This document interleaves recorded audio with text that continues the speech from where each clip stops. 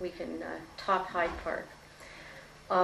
The Stanford, as part of my supervisor's Saturdays, the Stanford Fire Company and the Rescue Squad will be in Town Hall this Saturday from 10 to 12.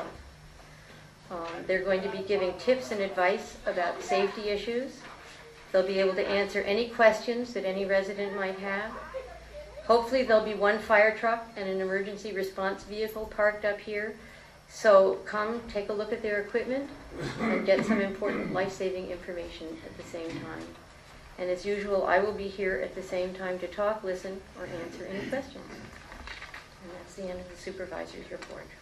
Supervisor Stern, if I could just make one point of clarification. Yes, sure. The town parks are not covered by zoning per se. It's a separate section of the Parks Law which talks about it's Chapter 132, and then town properties under Chapter 148. But that's the provisions that govern the opening and access to various town properties. 132 and 148. 132 is the parks, and 148 is town property.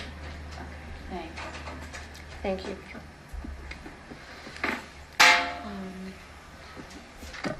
Privilege of the floor. Is there anybody who would like to make a comment? Yes? As an observer of... You don't have to identify yourself, but it would be nice if you could identify yourself. Mike Schaefer from Decker Road. Thank you. As an observer of the meetings, but also the workshops, I noted that the last month that the weighty motion was brought before the board without ever having been mentioned at the workshop. And I've been struggling with that ever since, because I thought the workshop was meant to help people to work with concepts and ideas and thoughts and resistances. And to see this come up, I thought of it as a sandbag, frankly. So I'm hoping that that kind of thing is not going to go on in our town board anymore. I was encouraged by this Monday's workshop. I thought you were doing some good work. I hope it worked for this meeting. Thank you. Thank you. Yes? Jan Weedo, 47 Church Lane. Bill, help me out here with this the code that you're reading. You're saying that in our town zoning code, No. what, state code?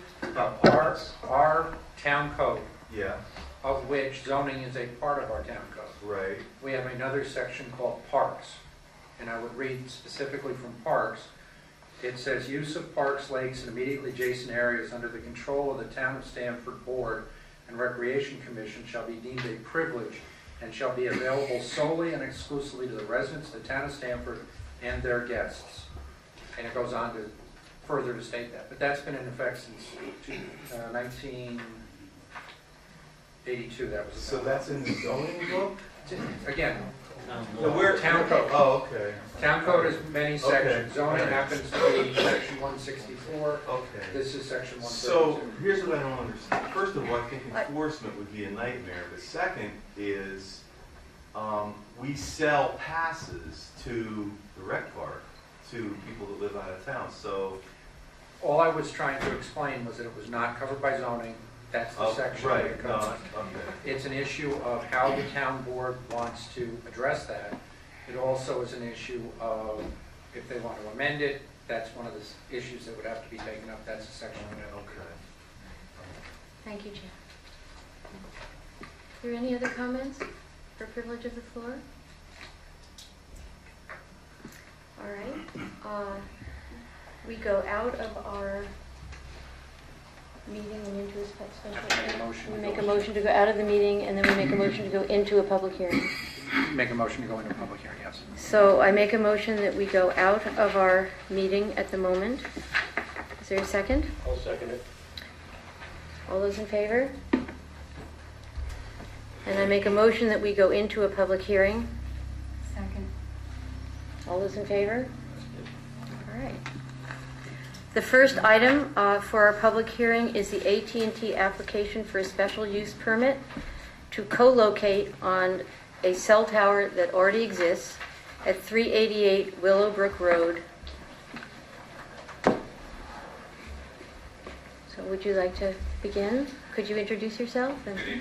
Thank you. Sure. My name is Morgan Graham, counsel for AT&T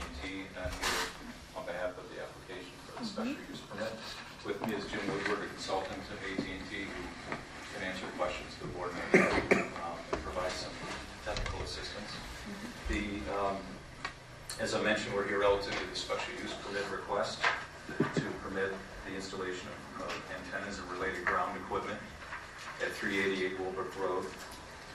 Under the town's code, a telecommunications facility modification to add antennas is subject to the issuance of a special use permit.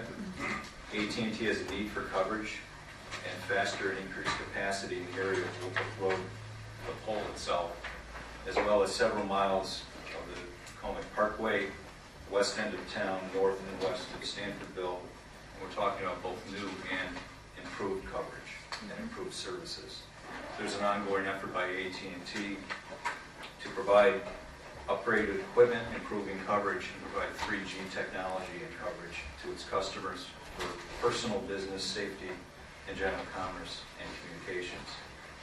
The proposal that AT&T has previously submitted is to add 3 antennas within the pole at 115 feet. All of the antennas and the related lines will be within the pole. The ground equipment, so-called ground equipment, will be contained within the currently fenced area. Another carrier, T-Mobile, is already at the site and has installed its antennas and its ground equipment. There will be no change to the pole, no change to the height, color, or otherwise. The installation at this location is consistent with the town's telecom policy and for preference for co-locations on existing towers, and the antennas are completely disguised.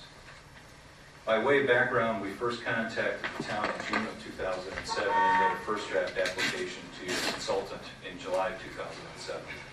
Comments were received and addressed through October and November of 2007, and the process was halted due to complications that the town was having with T-Mobile. Other discussions continued through 2008, and T-Mobile came back into the picture to resolve matters with the town, and we understand that you are close to issuing a certificate of compliance with respect to T-Mobile. The T-Mobile building permit, we understand, was issued on January 15th, 2008. In January 2010, AT&T submitted additional information to the supervisor and the board to update and provide additional information. We received further comment from Mr. Comey in early February of 2010, indicating that the application was not complete. On February 22nd, AT&T made another submittal to Supervisor Stern reviewing the history, the status, and our request for the special use permit. On March 1st, updated insurance information and copies of previous submittals were sent to the supervisor and the board. And we understand that the application was the subject of one or more recent working sessions by the board, and the matter has now been noticed for public hearing. The process has taken some time, and AT&T needs to continue to address the coverage gaps. We believe the installation is consistent and compatible with the town's law, which prefers co-location on existing structures. There's no change in the height of the pole, and there's typical ground equipment installation. There are a few additional items I wish to address to the board. One of Mr. Comey's comments was that the radio frequency study that was completed in the application studied 4 carrier installations and not 2. In effect, AT&T studied the worst case, most conservative scenario, looking at 4 carriers when in fact there were only 2. AT&T went the extra step, and I'm prepared to provide you with